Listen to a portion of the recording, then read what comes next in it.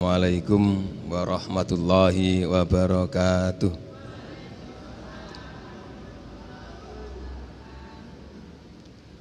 Alhamdulillahirabbil alamin wa bihi nasta'inu ala umurid dunya waddin. Wassalatu wassalamu ala rasulillah anbiya'i wal mursalin sayyidina wa habibina wa syafi'ina wa maulana Muhammadin wa ala binadihi sayyidatina Fatimatu Zahra wa ala alihi wa sahbihi wa barik wa sallim. Wa qala Allahu ta'ala fil Qur'anil aziz, bismillahirrahmanirrahim, inna fi khalqis samawati wal ard alladina dzkurnallaha qiyaman wa qu'udan wa ala junubihim wa yatafakkaruna fi khalqis samawati wal ard Rabbana ma khalaqta hadza batilan subhanaka faqina adzabannar. Rabbi zidni ilman warzuqni fahman. Rabbi shrah li sadri amri wa hlul 'uqdatam min lisani yafqahu qawli. Al-aya sadaqallahul adzim. Wa qala Rasulullah Muhammad sallallahu alaihi wasallam, man ahya sunnati faqad ahabbani wa man ahabbani kana ma'i fil jannah. Al-hadis. Yang sama-sama kita muliakan para asatid, para tokoh masyarakat, takmir masjid, apa ini namanya? Mukhlisin, al-mukhlisin, para jamaah, bapak-bapak, ibu-ibu yang saya muliakan. Yang pertama, marilah kita bersyukur kepada Allah Subhanahu wa Ta'ala. Maka dengan bersyukur itu kita akan mengenal Allah Subhanahu wa Ta'ala. Mengenal apanya? Mengenal keagungannya, mengenal rahmatnya, mengenal petunjuknya, mengenal hidayahnya, mengenal anugerahnya, mengenal semuanya, bahwa yang ada pada diri kita ini adalah satu kenikmatan yang sangat besar yang Allah berikan kepada hambanya. Yang utama adalah nikmatul Islam, nikmatul iman, yang mana dengan nikmat keduanya itu sesungguhnya manusia itu cukup dengan nikmat keduanya itu. Kenapa manusia itu merasa kurang dengan kenikmatan yang sesungguhnya cukup dengan iman dan Islam? Karena dia tidak mensyukuri nikmat itu sendiri. Dan sesuai dengan janji Allah Subhanahu wa Ta'ala, bismillahirrahmanirrahim, la in syakartum la azidannakum wa la in kafartum inna adzabi lasadid. Barang siapa yang bersyukur kepadaku akan aku tambah. Ketika seseorang merasa bahagia dengan kenikmatan dari Allah berupa iman dan Islam, bagaimana melahirkan nikmat Islam itu mensyukurinya? Tentunya menjalankan semua perintah Allah Subhanahu wa Ta'ala dengan sekuat tenaga dan menjauhi semampu-mampunya untuk menjauhi larangannya. Dan apabila terjadi satu kekurangan-kekurangan atau kesalahan-kesalahan yang dialaminya, dia tidak putus asa untuk beristighfar, memohon ampun kepada Allah Subhanahu wa Ta'ala. Ada satu ayat, maaf saya apa artinya? Allah berfirman dalam Al-Quran, dan aku jadikan satu kebaikan dan dengan satu kejelekan agar mereka kembali. Ketika saya baca ini hari saya, wah saya mau yang kejelekan aja ya, kejelekan yang bisa kembali kepada Allah Subhanahu wa Ta'ala. Saya itu memang orangnya aneh. Para hadirin yang saya muliakan, betapa indah, betapa Allah Subhanahu wa Ta'ala menunjukkan kasih sayangnya kepada hambanya, yang tidak kita ini lupa mensyukurinya, yaitu nikmat Islam dan iman. Dengan kalimat tadi, dan aku jadikan satu kebaikan dan dengan satu kejelekan agar mereka kembali. Jadi kedua-duanya, apabila seseorang berilmu, mengerti, ketika dia terjatuh kepada kebaikan, dia gak sombong. Dia bersyukur, alhamdulillah ya Allah, telah engkau karuniakan kepadaku, engkau izinkan aku menyembahmu, engkau izinkan aku bersujud kepadamu, engkau izinkan aku selalu bertasbih kepadamu, engkau izinkan aku selalu memuji-muji namamu ya Allah. Ini kenikmatan, ini adalah anugerah, ini kebaikan. Diizinkan kita berduduk di sini bersama, berzikir, bersolawat. Diizinkan oleh Allah kita di sini untuk beristighfar di rumahnya Allah. Setiap detik jenengan udah berapa menit tadi terus pahala dari Allah SWT, apalagi nggak batal. Sudah duduknya di majelis yang barokah, majelis ilmi, majelis yang pahalanya besar, duduknya di masjid, duduknya di masjid dapat pahala dari Allah SWT karena iktikaf, apalagi nggak batal, lebih tambah lagi. Subhanallah, ini kenikmatan. Ini para hadirin yang saya muliakan, bisa menjadi sombong, bisa menjadi orang tidak kembali kepada Allah. Jadi kebaikan itu kalau nggak ada ilmunya bisa menjadi jauh dari Allah dengan kesombongan. Tapi pada ilmunya tahu. Jadi menjadi apa? Jadi ketika dikasih oleh Allah kenikmatan atau kebahagiaan atau ibadah kepada Allah, maka dia semakin tawadu. Begitu juga ada yang saya muliakan. Ketika kita dijatuhkan satu persatu kesalahan, karena ilmunya ada, karena tahu, maka dengan kesalahan itu dia banyak bertobat, mengakui, ya Allah, aku ini adalah hambamu, aku sudah berusaha, aku tidak ingin berbuat maksiat ya Allah, aku tidak ingin berbuat salah ya Allah, aku tahu Engkau Tuhanku, Engkau maha melihatku ya Allah, tetapi aku ini telah berbuat salah kepadamu ya Allah, tetapi aku tidak putus asa untuk memohon ampun kepadamu. Ini yang saya muliakan, perlunya kita ngaji. Makanya satu hari saya pernah doa ketika bermunajat pada Allah SWT, ya Allah ya Tuhan kami, ketika bulan Ramadan nggak salah itu, aku ini tidak akan berputus asa untuk menyembahmu, untuk mentaatimu, walaupun aku sering berbuat salah kepadamu, aku tetap mohon ampun kepadamu. Aku ingin izinkan aku untuk selalu menyembahmu, walaupun aku sering berbuat maksiat kepadamu. Pernah saya doa seperti itu. Waktu saya keraskan sambil nangis, istri saya datang, dipeluk saya, itu donga ini kok aneh ya? Iya. Maksudnya gimana? Tidak ada, Rasulullah SAW dalam sabdanya, tiada daging tanpa tulang, tidak ada manusia yang sempurna. Kesempurnaan itu milik Allah Subhanahu Wa Taala. Karena itulah anak para hadirin yang saya muliakan, maaf tadi hampir keliru anak-anak. Ini beberapa hari ini suruh ngaji di pondok pesantren anak-anak semua. Ini maaf Pak ya. Kemarin di pesantren, insya Allah. Salawat serta salamnya Allah mudah-mudahan selalu dicurahkan oleh Allah kepada junjungan kita Sayyidi Rasulullah Muhammad SAW.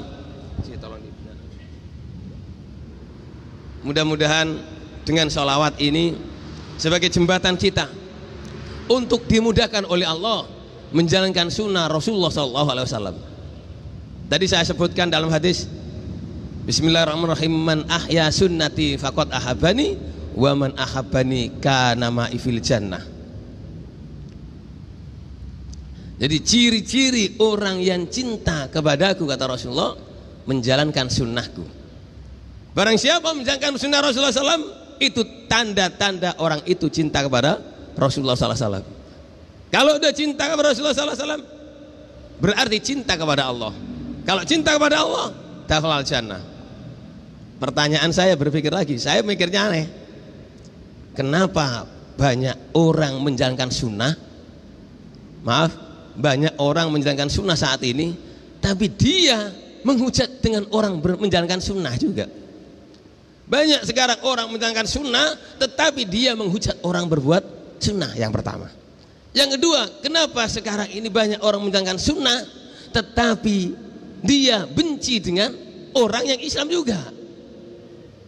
Ini yang sekarang ini banyak terjadi pencangan. Contohnya, saya mau bertanya, satu hari bahwa orang dalam satu hadis Rasulullah bersabda, barang siapa mengucapkan la ilaha illallah dakhalal jannah, masuk surga ya. Sepakat, semua sepakat, dan itu artinya sahih. Tapi ketika kita tahlil, kita baca zikir di rumah, di mana, bareng-bareng sama, dibilang itu masuk neraka, dan terjadi kepincangan di sini, ya kan? Orang berzikir la ilaha illallah masuk surga, adanya sahih. Tetapi ketika bareng-bareng berzikir kata masuk neraka, ini saya namanya terjadi kepincangan di sini saat ini. Saya berpikir lagi, akan ada apa dengan ini semuanya? Padahal orang ini juga menjalankan sunnah. Kenapa orang ini menghujat seperti itu? Kembali kepada ayat Al-Quran, Bismillahirrahmanirrahim, innallaha wa malaikatahu yusholluna ala nabi ya ayyuhalladzina amanu shollu alaihi wasallimu taslima. Saya berpikir, kok Gusti Allah berselawat kepada Rasulullah SAW. Ada apa ini dengan Rasulullah SAW? Apakah dengan Rasulullah, apa dengan umatnya? Dan ikuti para malaikat. Saya berpikir lagi, oh iya, saya pelajari, saya renungi. Ternyata menjalankan sunnah itu tidak gampang. Gampang tapi sulit. Saya katakan apa yang sulit? Orang berangkat masjid gampang, orang sujud lama gampang, orang sholat sunnah gampang. Yang sulit adalah lillahi ta'ala. Lillahi ta'ala ini kalau kita tidak apabila seseorang menjalankan sunnah tidak lillahi ta'ala, maka akan melahirkan kepincangan seperti itu tadi. Terjadi kepincangan tadi itu. Ini masalahnya seperti ini. Makanya Imam Ghazali di dalam makalahnya beliau mengatakan gini, barang siapa yang belajar hanya syariatnya saja, hanya syariatnya ya sholat, ibadah, sholat sunnah dijalani semua, hukum-hukum dipelajari, tapi hatinya tidak ditata, tidak dimanajemen dengan baik, sesungguhnya Islamnya cacat. Sholatnya rajin, keningnya sambil gosong, itu sunnah, pakaiannya juga sunnah, tapi benci sama orang lain, Islamnya cacat. Karena ada riya, ada sombong, ada merasa lebih baik daripada yang lain. Kalau orang hanya hatinya saja bertasbih pada Allah SWT, berzikir, tetapi dia tidak menjalankan syariat, maka Islamnya tidak sempurna. Subhanallah, Imam Ghazali hebat, barakah. Hadirin yang saya muliakan, kembali keterangan saya tadi. Jadi orang kita itu menjalankan sunnah, ya, supaya sunnah itu kita jalankan karena Allah, maka imbangi dengan banyak bersolawat kepada Rasulullah SAW, sehingga ibadah sunnah yang kita jalan ini karena dorongan cinta kepada Rasulullah SAW. Nah, dorongan cinta Rasulullah ini karena keberkahan solawat kepada Rasulullah SAW. Makanya Allah Subhanahu Wa Taala memberikan contoh, mendahuluinya, diikuti para malaikat bersolawat kepada Rasulullah SAW, karena Allah tahu bahwa mengikuti sunnah Rasulullah SAW, menjalankan perintahnya Allah yang wajib atau yang sunnah, itu berat apabila tidak dijalankan dengan hati yang tumbuh karena kecintaan kepada Rasulullah SAW. Cinta kepada Rasulullah ini melahirkan sunnah. Cinta ini, sunnah ini melahirkan cinta. Ini sesuatu yang apa? Yang selalu berpaduan. Itulah para jemaah yang saya muliakan. Mudah-mudahan kita diizinkan oleh Allah untuk banyak bersolawat kepada Rasulullah SAW, dan solawat yang bukan banyak solawat, tapi solawat yang melahirkan kecintaan kepada Rasulullah SAW. Bagaimana kuncinya? Caranya ketika kita bersolawat, ketika panjenengan duduk seperti ini, banyaklah minta kepada Allah SWT, terutama kalau solawat. Maulidnya bersolawat, hatinya minta kepada Allah SWT, minta yang baik-baik, minta yang apa yang baik. Izinkan ya Allah dengan bersolawat ini, Allah, aku mudahkan untuk menjalankan sunnahmu, bersihkanlah hatiku bil barokah solawat. Jadi para jemaah yang saya muliakan, setiap kita berbuat kebaikan, maka iringi kebaikan itu dengan doa, baik itu perbuatan maupun ucapan misalnya solawat, dzikir dan sebagainya, baca Quran, apalagi sholat, ya, iringi dengan doa. Ketika ibu-ibu gendong anaknya, cucunya, iringi dengan doa. Ketika ibu-ibu sedekah, iringin dengan doa. Ketika ibu-ibu berangkat ke masjid, iringin dengan doa. Doa apa? Doa supaya Allah menuntun, membimbing kita menuju rahmat dan ridhonya. Allahumma shalli ala Muhammad. Para hadirin yang saya muliakan, mohon maaf demikian yang saya sampaikan. Apabila ada kurang lebihnya, saya mohon maaf yang sebesar-besarnya. Kita duduk dengan doa. Ilahi Rasulullah Muhammad sallallahu alaihi wasallam. Al-Fatihah.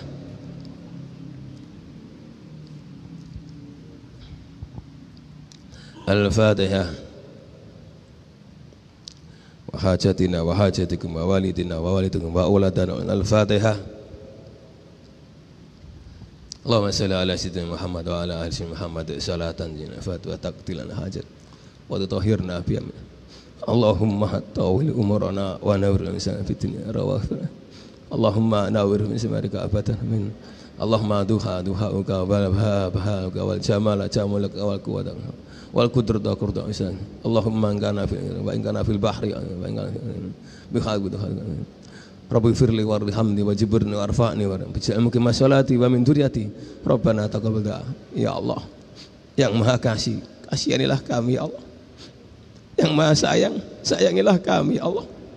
Yang maha sempurna, sempurnakanlah amal ibadah kami ya Allah. Yang maha suci, sucikanlah hati kami ya Allah, sucikanlah jasad kami ya Allah, hingga kami kembali kepadamu ya Allah. Yang maha pengampun, ampunilah dosa kami ya Allah, dosa yang lalu maupun dosa yang akan datang ya Allah. Dan ampunilah dosa kedua orang tua kami yang mereka telah menyayangi kami saat masih kecil ya Allah. Ampunilah dosanya umat muslim ya Allah, umatnya Rasulullah Muhammad SAW. Ringankanlah bebannya ya Allah, tambahkanlah barokah kepada umatnya Rasulullah Muhammad SAW. Jadikanlah masjid ini masjid yang barokah ya Allah, yang dirintis oleh Kiai Nur Iskandar ya Allah. Datangkanlah santrinya ya Allah ketika dakwah ini ya Allah, di masjid ini ya Allah, yang dekat maupun yang jauh ya Allah, untuk bisa mendengarkan apa yang aku sampaikan, dan jadikanlah aku sampaikan ini barokah ya Allah, manfaat ya Allah. Sungguh Engkau lah maha kuasa atas segalanya ya Allah. Allahumma ghfir, Allahumma rabbana hamzir wa zin wa dzurriyyatina qurrata a'yun waj'alna laka imama rabbi hab li minas sholihin rabbi ij'alni muqima sholati wa min dzurriyyati rabbana taqabbal du'a. Ya Allah ya Tuhan kami, bimbinglah kami ya Allah, bimbinglah anak-anak kami ya Allah, dan juga keturunan kami ya Allah, keluarga kami ya Allah. Izinkanlah ya Allah, kami dan keluarga kami, anak-anak keturunan kami, orang-orang selalu menyembahmu ya Allah, selalu menyembahmu hingga akhir hayatnya. Kumpulkan kami ya Allah bersama Nabi Muhammad SAW dengan mendapatkan syafaatnya ya Allah. Izinkanlah ya Allah mulut ini untuk selalu bertasbih, hati ini selalu mengingatmu ya Allah. Dan seizinkan kami, mudahkanlah kami untuk menghatamkan Al-Quran di sela-sela kelonggaran kami, di sela-sela kegagasan kami ya Allah, untuk bisa memudahkan untuk membaca Al-Quran ya Allah, seperti yang Rasulullah SAW jalani. Rabbana la tuzigh qulubana Rabbi firli warhamni wajibirni warfa'ni Rabbi syrah li sadri sirra amri wahlul 'uqdatam min lisani qawli. Rabbana la tuzigh qulubana ba'da idh hadaytana Rabbana la tuzigh qulubana ba'da idh hadaytana wa hab lana min ladunka rahmah Rabbana la tuzigh qulubana ba'da idh hadaytana Allahumma nawwir qulubana bi nurika abadan abadan amin. Rabbana atina fid dunya hasanatan wa fil nar wa adkhilna jannatan ma'al abrar. Ya Aziz ya Ghafar ya Rabbal alamin. Wa sallallahu ala sayyidina Muhammadin nabiyil ummi wa ala alihi Al-Fatihah.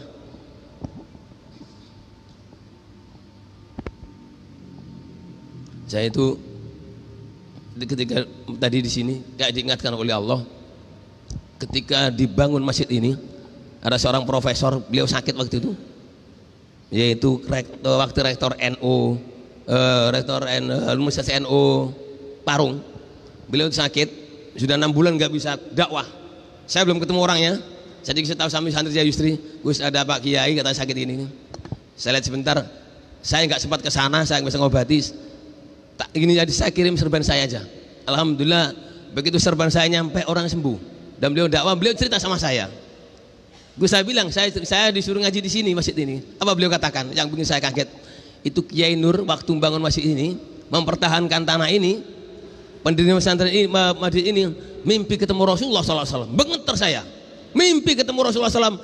Teruskan, bangun, jangan engkau nyerah. Ini masjid.